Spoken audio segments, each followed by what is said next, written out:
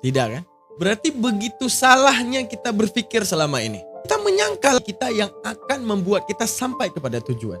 Kita menyangka tangan kita ini yang mampu menyuapi kita makan, menyuapi istri kita makan, menyuapi anak kita makan, menjamin mereka dengan ulah tangan kita. Seakan-akan tanpa tangan, tanpa upaya, mereka tak makan. Tanpa upaya, kita tak makan.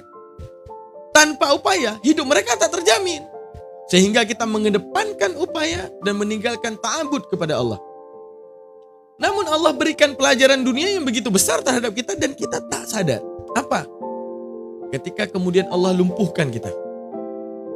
Allah titipkan tangan orang lain untuk menyuapi kita makan. Untuk memberi kita pelajaran bahwa rezekimu aku yang jamin bukan tanganmu. Jadi jangan sok hebat meninggalkan ibadah kepadaku. Jadi jangan sok hebat berlaku sombong seakan upayamu lebih kuasa daripada kuasaku. Padahal aku bisa hancurkan pemahamanmu. Saat engkau lumpuh, seluruh manusia kularang untuk memberikanmu makan. Agar engkau berhenti daripada kesombonganmu. Kan bisa. Teman-teman. Bisa nggak kalau Allah takdirkan kita lumpuh, tangan tak berfungsi, Allah juga hentikan orang lain untuk menyuapi kita makan. Bisa. Kalau Allah ingin timplakan kesombongan itu sendiri. Bagaimana Allah mau timplakan? Sombongmu apa? Kau tinggalkan ibadah kepadaku, kau tinggalkan ketaatan kepadaku. Sombongmu apa? Karena kau punya kemampuan tanganmu. Dengan tanganmu bisa kau upayakan segala rezeki itu. Engkau utamakan kakimu, engkau utamakan penglihatanmu, engkau utamakan kuping dan segala anggota tubuhmu. Kalau Allah ingin menguji bisa, teman. Bagaimana cara Allah menguji? Allah lumpuhkan kaki dan tangan dan tak ada seorang pun yang menyuapi kita makan. Lalu ketika kita berada di hadapan Allah, mana tanganmu yang kuat? Kenapa kau mati kelaparan? Mana kakimu yang katanya hebat? Kau tinggalkan ibadah kepadaku, kau gunakan kaki itu untuk pergi daripada ibadahku. Mana? Kok mati kau dalam kelaparan? Kenapa kaki itu meninggalkanmu? Kenapa tangan itu pergi dari hidupmu? Bukankah tangan itu yang menjamin kau tersuap nasi? Bukankah kaki itu yang menjamin engkau mencari rezeki? Lalu kenapa ketika lumpuh kau tak memohon kepada kakimu untuk memberikan kau makan? Kenapa kau tak mohon kepada tanganmu untuk memberikan kau makan? Gitu. Kenapa? Kau tinggalkan ibadah kepadaku. Sekarang kau sadar. Sekarang kau sadar. Coba kau lihat di sana, orang yang kulumpuhkan, tapi kudatangkan orang lain untuk menyuapinya makan. Orang yang buta, yang sedang ingin menuju kepada satu tujuan, bukanlah langkah kakinya yang membawa dia ke arah tujuan. Bukan matanya, bukan kakinya, namun kutitipkan orang lain yang memegang tangannya, yang membawa dia kepada tujuan tersebut. Untuk menunjukkan kaki tak mampu membawa dia kepada tujuan, mata tak mampu membawa dia kepada tujuan, melainkan aku yang mau dia tertuju ke situ. Dengan cara apa? Kutitipkan orang lain yang akan memegang tangannya, yang akan membawanya ke arah sana. Buanglah sifat sombong bahwa kita si paling mampu, teman-teman sekalian. Jadi teman-teman sadar, teman-teman kalau puasa nggak ada buka puasanya, menderita nggak? Menderita ya. Coba bayangin. Kalau di dunia ini, pada bulan Ramadan, insya Allah, mantang lunduri. Kalau di dunia ini, Allah buat bulan Ramadan dengan kuasa Allah. Setiap muslim itu wajib lapar, tanpa makanan, nggak ada buka puasanya, sampai 30 hari penuh. Dan siapapun yang mau makan, tangannya akan terhenti untuk makan dengan kuasa Allah. Menderita nggak kita harus hidup dalam kelaparan dengan ketidakmampuan makan? Coba bayangin kehidupan dunia nih. Ketika masuk Ramadan, setiap muslim akan Allah buat tak akan makan 1 bulan penuh. Walau bagaimanapun caranya. Sekarang saya tanya, menderita nggak 1 bulan penuh tanpa makan dan tak bisa makan? Bisa? Menderita sekali gitu. Nggak usah jauh. Ketika wabah COVID. Bukankah Allah membuktikan segalanya bisa terjadi? Kita menduga dengan kita mengusahakan makan, kita akan makan. Wabah COVID, saat COVID-19, ada orang yang meninggal karena COVID-nya, ada orang yang meninggal karena di dalam rumah. Paham maksudnya? Ada orang yang meninggal di dalam rumah karena kelaparan. Padahal dia tadinya orang kaya. Namun karena lockdown, persediaan makanannya kurang, dia mati gitu. Untuk menunjukkan bahwa apa? Allah mampu segalanya. Sekarang bayangkan, kehidupan akhirat. Engkau katakan kepada Allah di dalam neraka, Astaghfirullah, ya Allah, ampuni aku ya Allah. Perutmu lapar, kamu haus. Sungai-sungai daripada neraka tak mampu kau minumi karena terbuat daripada timah yang panas. Bagaimana kau akan menelan? Sedangkan makanan yang ada daging-daging busuk daripada bekas siksaan saudaramu, yang itu juga teramat panas yang tak mampu untuk kau telan. Namun naasnya engkau beristighfar, Allah tak lagi menerima. Sedangkan di dunia Ramadan, engkau beristighfar di siang hari, astaghfirullah, Allah berikan kamu maghrib untuk kamu makan dan dalam keadaan beristighfar yang diterima oleh Allah. Jangan sampai pelajaran kedua kita adalah berpuasa di akhirat tanpa maghribnya. Na'udzubillah summa na'udzubillah. Ketik.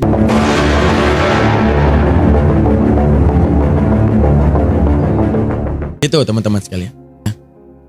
Jadi sesuai pengajian kita dalam bulan puasa, bahwa puasa itu mengajarkan kita lapang sebelum sempit.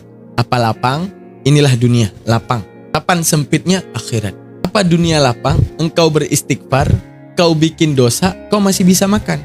Kau masih punya umur, kau masih bisa berdosa, kau masih bisa bertaubat. Punya dua potensi ini. Taubat bisa, bermaksiat bisa. Melakukan dosa, taat bisa, ingkar bisa. Namun ketika salah kau manfaatkan, maka yang menantimu adalah azab Allah, di mana engkau akan beristighfar dalamnya dalam keadaan tidak diterima istighfarmu. Dan engkau terlanjur lapar tanpa ada makanan. Dan engkau terlanjur tersakiti tanpa ada kesembuhan. Maka sekali lagi, kita memasuki bulan Syawal, bulan di mana Allah bentangkan kepada kita pintu maghfirah dan pintu keampunan terhadap kita. Maka sadarkan akan, maka wujudnya dan berjanji pada diri sendiri, ya Allah, setelah hari ini aku tahu bahwa visual daripada neraka engkau wujudkan Ramadan, agar aku tahu menahan diri dalam keadaan kelaparan, beristighfar, namun kau tak izinkan aku makan karena belum waktu berbuka. Bagaimana ya Allah terhadap jiwaku dengan ujian yang nanti akan kau berikan di akhirat, di dalam nerakamu, yang aku beristighfar dan aku tak bisa makan, namun aku dalam keadaan hidup. Dan aku tak bisa berbalik untuk makan dan tak ada yang pantas aku makan. Maka ya Allah, cukup Ramadan ini yang mengajarkan aku ya Allah, yang mengajarkan aku betapa aku itu harus sadar wajibnya beristighfar dalam keadaan kenyang, bukan beristighfar dalam keadaan lapar. Paham maksud saya di sini? Istighfar bulan Ramadan di siang hari adalah istighfar kita dalam keadaan apakah gara-gara astaghfirullah kita sholat, apakah karena itu Allah izinkan kita makan? Coba saya tanya, jam 2 siang di bulan Ramadan kita beristighfar, apakah Allah izinkan kita makan? Enggak kan? Nah, itulah visual neraka. Orang di dalam neraka beristighfar dalam keadaan lapar yang tak Allah kasih makan. Tapi Allah sadarkan kepada kita nikmat surga. Apa? Ketika makhluk surga beristighfar memuji Allah, mereka dalam keadaan dikenyangkan. Dan makanan yang enak dan segala apapun nikmat untuk masuk ke dalam tubuh ahli-ahli surga ini, membuat istighfar mereka semakin kencang, dan Allah menyayangi mereka dengan ganjaran-ganjaran yang diberikan di dalam surga. Maka jadilah kita adalah orang yang berbuka puasa. Siapa ahli surga? Ahli surga adalah sifat orang yang berbuka puasa. Apa? Mereka beristighfar, perut mereka kenyang. Mereka beristighfar dengan memakan makanan-makanan yang enak di dalam surga. Mereka beristighfar, istighfar mereka Allah terima. Mereka mencintai Allah, Allah pertemukan mereka dengan Allah. Namun istighfar ahli neraka adalah, bayangkan siang hari di bulan puasa. Mereka beristighfar tapi Allah tidak izinkan mereka makan. Maka cukuplah puasa kemarin yang mengajarkan kita. Tidak perlu harus ada puasa akhirat. Puasa dunia ada maghribnya. Puasa akhirat tanpa maghribnya. Aman ya? Aman ya? Teman-teman sekalian, maka pentingnya kita itu untuk masuk ke dalam bab ketaatan hamba. Kuatkan lagi taat kita kepada Allah. Kuatkan lagi bahwa cuma Allah lah yang menjamin kehidupan kita. Bukan kita. Bukan upaya kita, bukan anak kita, bukan istri kita. Mereka hanya numpang nyepil dan numpang hidup di hidup kita. Namun sadarlah kalau mereka itu berbeda jalur dengan kita. Apa berbeda jalur? Anak kita, suami, punya jalur dan takdir kembali kepada Tuhan masing-masing sama seperti kita. Sekuat apapun kita ibadah, tak akan mampu membawa dia ke surga. Sekuat apapun dia beribadah, tak mampu membawa kita ke surga kalau kita masih kufur kepada Allah. Kita punya anak yang bertawakal kepada Allah. Namun kalau kita hamba yang kufur, Allah tetap akan menghakimi kita. Maka sadarlah, dengan bantuan kita dia hadir. Dengan setelah bantuan kita, anak kita hadir di muka bumi ini, sadar satu hal. Bahwa dia punya jalur takdir untuk kembali kepada Allah. Maka kita sebagai orang tua, wajib mengekang dia di dalam jalan takdir yang sesuai dan kembali kepada Allah dalam keadaan siap. Amin. Itu yang paling penting.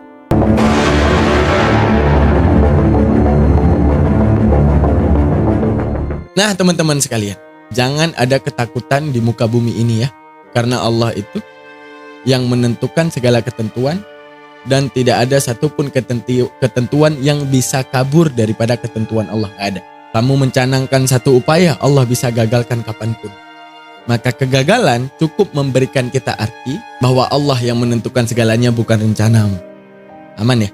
Jadi jangan ragu. Oh selama ini saya ustadz, ketika saya belum kenal Allah, belum takut akan kematian. Begitu banyak dalam pekerjaan saya misalnya, ataupun upaya saya yang sebenarnya menzolimi orang lain. Yang sebenarnya mohon maaf, rezeki saya kumpulkan ini saya tidak tahu ini halal atau haram. Karena yang saya tahu ketika saya mencari rezeki, sepertinya ada yang terzolimi karena saya. Jangan takut meninggalkan itu teman-teman. Kan kita berpikir nih, ya Allah harta yang kukumpulkan sudah banyak. Dan ini terlalu nikmat untuk kunikmati misalnya. Dan gak mungkin dong aku buang ini ya Allah. Sering ya, banyak orang yang seperti itu. Tapi dalam langkah memperbaiki diri, tinggal pikir mau Allah atau kenikmatan dunia. Kenikmatan dunia bisa besok ataupun lusa sirna darimu. Dengan apa? Kematianmu. Saat engkau mati, engkau tak lagi bisa menyetirkan mobil mewahmu. Saat engkau mati, engkau tidak akan bisa tidur lagi dalam bathtub kamar mandimu. Saat engkau mati, kau tak bisa apapun. Kau tak akan lagi bisa tidur nyenyak di dalam istanamu. Karena kata anakmu dan istri dan semua daripada dirimu, nggak mungkin bangkai tidur di dalam rumah. Dan kau adalah bangkai itu sendiri. Jadi sadar bahwa engkau akan jadi bangkai. Bahkan istrimu yang mencintaimu tidak mungkin membuat dirimu tidur sebelah dirinya. Bahkan anakmu yang selalu memelukmu tidak mungkin lagi akan bisa memelukmu karena engkau adalah bangkai di depan matanya. Karena mati jadi bangkai, setuju atau tidak? Ibu-ibu yang punya suami, suaminya mati, nggak dikubur, tidur di rumah, berani nggak? Suami udah meninggal. Mau nggak tidur sehidup semati sampai suami jadi tengkorak? Mau nggak? Mau. Katanya cinta, katanya sehidup semati. Kenapa suaminya nggak usah dikubur aja? Ajak tidur aja di sebelah gitu. Mati digigit ulat, berulat sampai jadi tengkorak. Itu dia. Ini memberikan kita kesadaran person by person kita. Saya, Anda, dan siapapun. Kalau Allah telah takdirkan Anda kematian, tak lagi bisa Anda tidur di kasur mewah Anda. Tak lagi bisa Anda menyetir mobil mewah Anda. Tak mungkin bisa terjadi itu. Dan bahkan istri, anak, suami, ataupun siapapun dalam kehidupan Anda menganggap Anda bangkai. Mana buktinya? Buktinya, kalau Anda tidak dikubur dan tidur di sebelah, mereka takut. Mereka tak kuat mencium bau busuk daripada mayat Anda yang telah membusuk. Akan jijik melihat belatung yang ada daging Anda. Untuk menunjukkan apa? Buanglah kesia-siaan mengejar dunia ini. Karena tak ada yang kau anggap si paling cinta melainkan Allah. Kau menyangka suamimu paling cinta kepadamu.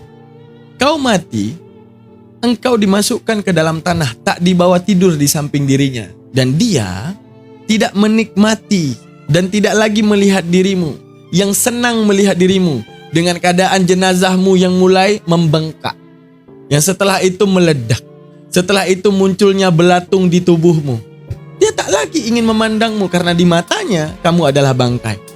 Lalu apa yang kau tinggalkan Allah demi suamimu, anakmu? Tidak ada yang dia selalunya memeluk ayahnya, mencintai ayahnya, menciumi ayahnya. Menyangka ayahku hebat, ayahku the best. Tapi di saat Allah hadirkan kau kematian, apakah dia akan memelukmu dalam keadaan kamu berbelatung? Apakah dia akan menciummu dalam keadaan mayatmu telah membusuk? Apakah dia akan bangga ayahnya adalah jasad yang berbelatung gitu? Lalu mana yang kau katakan paling cinta sehingga kau tinggalkan Allah demi anakmu? Mana yang katanya si paling cinta kepadamu, yang memelukmu, yang kau perjuangkan, yang kau katakan si paling cinta, begitu kematian dan kau menjadi bangkai, bahkan dia tidak berani melihatmu karena belatung yang ada di matamu, belatung yang ada di kupingmu. Karena membusuknya setiap kulit-kulitmu, membusuknya daging-dagingmu, bahkan dia sendiri menghindarimu. Lalu kenapa kau tinggalkan Allah demi yang seperti itu? Kenapa kau tinggalkan Allah hanya demi yang seperti itu gitu? Lalu bagaimana? Ketika engkau mengejar Allah, Allah jaminkan keluargamu. Dan ketika engkau mati, mereka menyangka dirimu masih hidup dengan doa-doa mereka, berharap di surga bertemu denganmu kembali. Maka ketika Allah satukan di surga, kamu, anakmu, istrimu, suamimu di dalam surga, maka tak ada lagi kematian. Maka si anak tak akan melihat kamu membusuk. Maka dirimu tak akan melihat si anak membusuk. Maka si anak tak akan melihat si mamanya membusuk, si papanya membusuk, tidak. Maka dia akan memelukmu selamanya. Sedangkan dunia ada batasan cinta dan tidak. Batasan cinta saat kau masih manusia. Batasan cinta saat engkau masih fresh, engkau masih bernafas.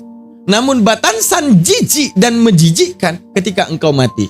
Mana buktinya kau ditanam? Mana buktinya dia tak mau mencium jenazahmu yang meledak dan mengeluarkan bau busuk? Maka apa yang kau kejar di dunia ini hingga kau lupakan Allah? Apa yang kau cari hingga kau lupakan Allah? Gitu. Ya teman-teman. Semoga Lebaran ini mengajarkan kita tentang ketaatan yang luar biasa kepada Allah. Karena Allah mengambil selembar kertas putih lagi untuk kita tuliskan dengan tinta yang paling indah di bulan Syawal. Allahu Akbar, Allahu Akbar, Allahu Akbar, Allahu Akbar. Dengan lembar putih. Hambaku, ini lembar putih ya. Dosamu yang telah kuampuni. Tuliskan setahun selanjutnya adalah tahun terbaik kamu menyembahku. Tahun terbaik kamu kembali kepadaku. Tahun-tahun terbaik engkau mencintaiku. Tuliskan yang baik ya.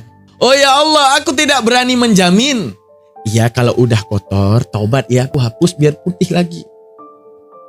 Jangan seperti tahun lalu. Engkau tidur dalam keadaan dosa yang belum kau tabati. Dan kau besok menggunakan nafasku ini bermaksiat. Untuk kembali berdosa kepadaku. Namun aku menanti kau taubat. Gitu. Namun aku menanti kau taubat. Dan kau tidur dengan di samping istrimu, anakmu dan semuanya dengan keadaan paling nikmat kau. Kau hembuskan nafas panjang menikmati tidurmu. Sedangkan kau lupakan aku. Dan kau tidur dengan dosa yang belum kau taubati itu. Tapi aku hidupkan kau besok, ku kasih lagi kau nafas. Kau buat lagi dosa dan kau tidur dan tidak bertobat. Namun hebatnya aku dalam mencintaimu, ini nafas lagi. Silakan bernafas. Aku masih menanti taubatmu. Tapi aku kufur ya Allah, tidur dalam keadaan dosa yang belum kutaubat. Udah besok ambil nafas. Aku masih nunggu kamu taubat. Jadi setiap harinya kita menjadi hamba yang berdosa, namun menggunakan nafas Allah. Kenapa? Karena Allah menanti kita bertaubat. Namun ketika Allah tidak lagi menanti, Allah berikan, nih kematian aja lah. Percuma sayangku untukmu gitu. Tak pernah kau hargai gitu. Kau bangga dalam tidurmu dan nyenyak dalam tidurmu dengan dosa yang kau bawa kepadaku. Tapi aku, apakah ku hentikan cintaku saat itu? Tidak, buktinya kau besok kau besok hidup dengan nafas yang kuberikan lagi. Dengan upaya terhadap seluruh organ tubuhmu untuk bekerja daripada kuasaku. Pakai. Tapi kalau aku pakai ya Allah nafas ini untuk besok, aku berdosa lagi. Enggak apa-apa. Ingat aku taubat ya. Tapi ya Allah aku gunakan langkah kaki ini untuk jauh daripadamu. Pakai kuasaku pakai. Tapi ku gunakan tangan ini untuk kufur kepadamu ya Allah. Pakai. Suatu saat taubat ya. Karena ada satu saat di mana aku akan memberikanmu kematian. Itu cintanya Allah kepada kita. Maka ketika Allah telah memberikan lembaran putih, Allahu Akbar, Allahu Akbar, Allahu Akbar, Allahu Akbar. La illallah wallahu akbar. Allahu akbar walillahil hamd. Allah, aku berjanji kepada diriku. Ini lembaran putih yang telah kau berikan dalam Idul Fitrah ini. Untuk tahun selanjutnya yang aku tak jamin aku bisa tampil di Idul Fitri selanjutnya kalau bukan aku telah menjadi mayat. Ini lembaran putih yang engkau amanahkan ya Allah akan kujaga. Sedikit tinta kotor saja aku akan siap memintamu menghapusnya ya Allah. Yang dulunya setiap sekotor apapun lembaranku, aku bangga dengan kekotoran lembaranku. Aku bangga dengan suratan-suratan, bahkan ku injak lebaran yang telah kau berikan, yang telah kau putihkan itu lagi. Dengan segala dosaku yang aku berbangga dan tidur dalam keadaan belum bertobat. Namun ya Allah, tahun ini, yang karena aku sadar belum tentu aku dapati fitrah bulan depan, maka tahun ini lembaran yang kau kasih ya Allah, tak akan kubiarkan ada satu noda pun di lembaran tersebut. Aku sadar upayaku membawa noda. Namun setiap noda, kali ini aku tidak akan bangga dengan noda itu, walau bagaimanapun akan bertobat meminta noda itu terhapus. Maka kalau tahun ini adalah matiku, mati saya ataupun mati Anda, maka ya Allah, jadikan ini lembaran yang putih, lembaran terakhir paling indah, lembaran terakhir dengan tinta yang paling indah untukmu ya Allah. Mungkin aku telah merusak begitu banyak lembaran ke belakang, yang kusisipkan dengan segala noda-noda, yang bahkan kuinjak lembaran yang telah kau berikan, yang telah kau ampuni aku ya Allah. Tapi ini lembaran terakhir untukku ya Allah, yang aku belum tahu tahun depan aku akan dapat lembaran baru ataupun tidak. Namun jika ini lembaran terakhirnya ya Allah, bismillah ya Allah, demi Engkau ya Allah, tak akan kunodai, akan kulukis dengan tinta-tinta indah kehidupanku. Karena aku belum tahu tahun depan Engkau akan memberikan lagi fitrah daripada lembaranku. Akan kuukir dengan indah. Akan kubuat tinta-tinta yang tulisan terbaik untukmu ya Allah. Kutuliskan puisi-puisi cinta untukmu dalam hidupku. Aku takut ini jadi lembaran terakhirku ya Allah. Lembaran terakhir Engkau memberikan aku lembaran putih, lembaran yang telah Engkau ampuni. Aku takut ini yang terakhir ya Allah. Takut ini yang terakhir ya Allah. Yang terakhir ya Allah. Aku takut ini yang terakhir. Alhamdulillah, mungkin Engkau akan memberikan lembaran baru tahun depan. Namun jika tidak, izinkan ini adalah puisi terakhir, lembaran terakhir paling putih, paling indah. Dengan aku menyadari bahwa aku pasti akan kembali kepadamu ya Allah. Amin ya rabbal alamin. Teman-teman sekalian, mana posting ulangnya dulu? Sudut kanan bawah dulu, posting ulang. Hebat cara ngeraihnya ya. Sudut kanan bawah. Posting ulang, penontonnya udah 900, tapi posting ulangnya males. Aman, iya Kak Khadijah. Nah, bagus. Nah, posting ulang. Nah, ada 1K kita. Insyaallah. Nah, setuju ya teman-teman? Ayo, yang setuju ketik setuju. Tanamkan dan canangkan dalam hati harus setuju dan wajib setuju. Kita di sini dalam majelis kala asa, perhatikan. Kita akan kufur kalau kita adalah orang yang menduga kita bisa hidup tahun depan. Ini kufur. Tapi setujukan, Allah kami majelis ngaji kala asa. Kami adalah orang yang setuju tahun depan kami tak bertemu lagi dengan Ramadan. Ayo, setuju nggak? Setuju nggak kalau ini adalah orang yang ngaji di sini adalah orang yang akan mati tahun ini? Setuju nggak? Ayo, siapa yang berani nih? Tanamkan dalam hati, wahai tubuhku, engkau tak akan lagi hidup Ramadan depan. Engkau tak akan dapat lagi Idul Fitri depan. Ayo, setuju dulu. Yang jawab nggak setuju adalah orang yang terlalu pede tak ada kematian tahun ini yang menanti dirinya. Jadi na'udzubillah. Paham maksudnya? Mana lebih baik menyangka kematian dekat ataupun menyangka kematian jauh? Mana yang lebih baik kehidupan kita? Kalau kita menyangka kehidupan kita dekat, apa yang kita pikirkan? Apa yang terbaik kita untuk kembali kepada Allah? Kalau kita menyangka kehidupan kita panjang, kita akan menunda untuk kembali kepada Allah.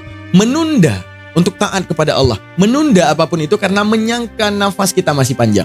Maka katakan kepada diri, ya Allah, dan kita adalah pengajian ngaji kala asa, adalah orang, siapapun Anda dan siapapun saya, adalah orang yang gak akan hidup pada Ramadan depan.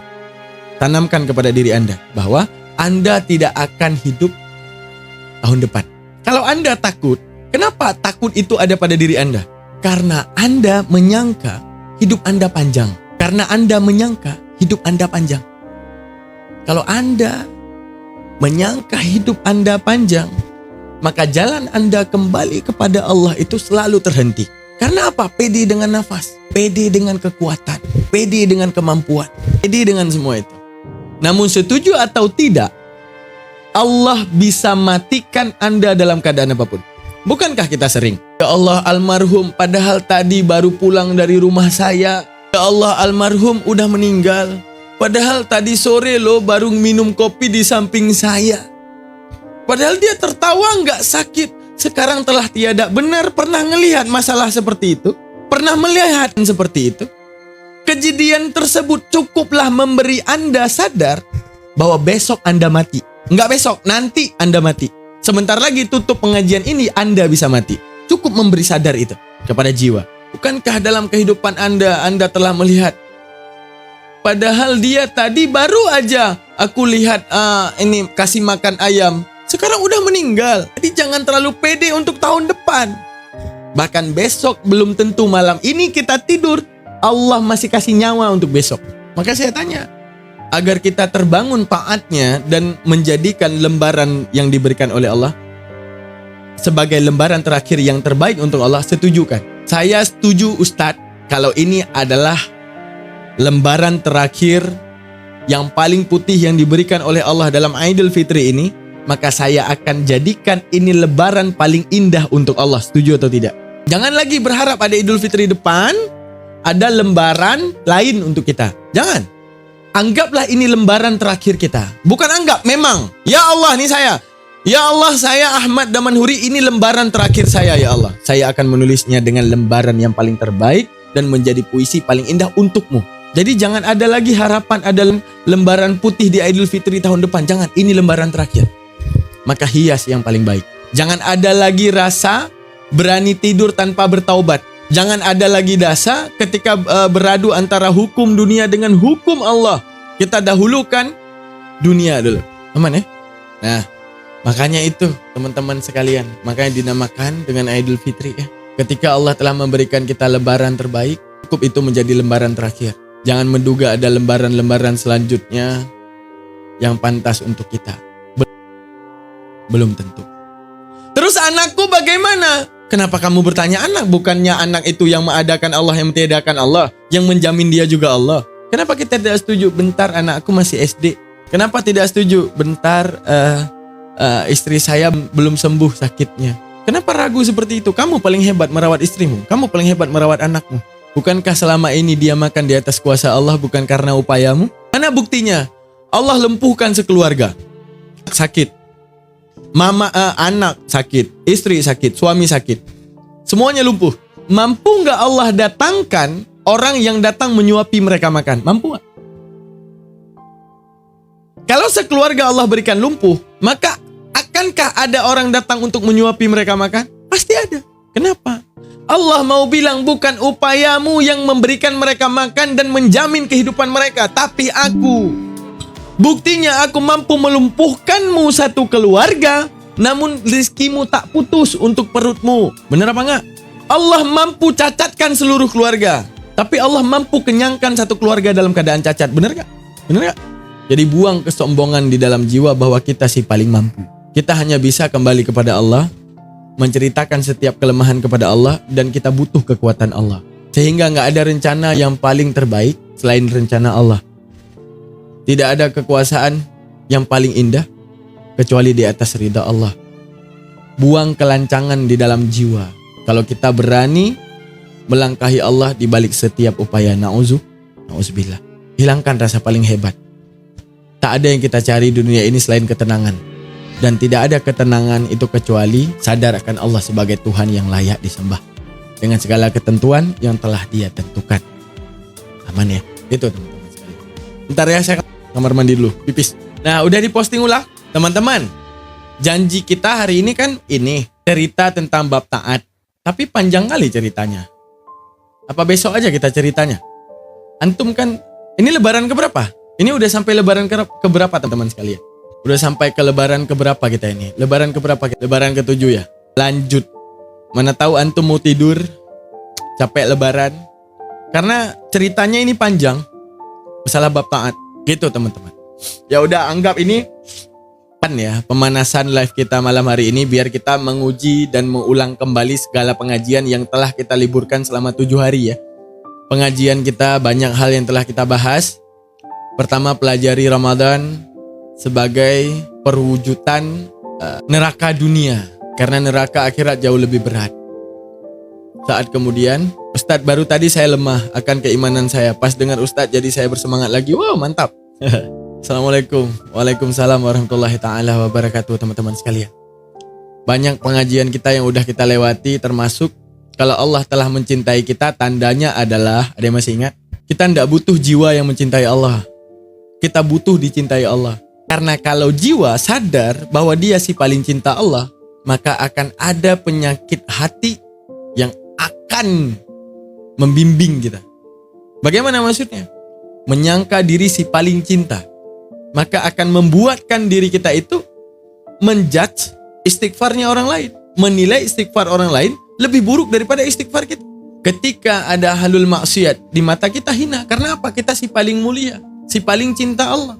Ketika kita beranggapan kita menjadi si paling cinta Allah, maka kita tidak melihat kelayakan bertaubatnya hamba Allah. Dan kita bukan jadi orang yang menjadi asbab taubatnya hamba Allah. Benar gak? Kita menyangka sholat isya, pulang sholat isya, lewat cewek, penyanyi karaoke. Apa kita bilang? Astagfirullah, ahli maksiat. Tidak ada niatan merangkul. Kenapa? Karena menyangka diri paling cinta Allah. Namun gak ada yang tahu saat pulang ke rumah, kita beristighfar dalam kesombongan kita, sedangkan dia beristighfar ingin keluar kembali kepada Allah. Ada yang bisa bilang bahwa istighfar kita paling dicintai Allah? Tidak. Mana tahu Allah sangat mencintai istighfar hamba yang sangat ingin bertaubat. Kalau kita punya jiwa si paling cinta Allah. Ketika kita punya jiwa merasa si paling cinta Allah, kita bukan menjadi sebab untuk adanya hamba Allah yang kembali kepada Allah.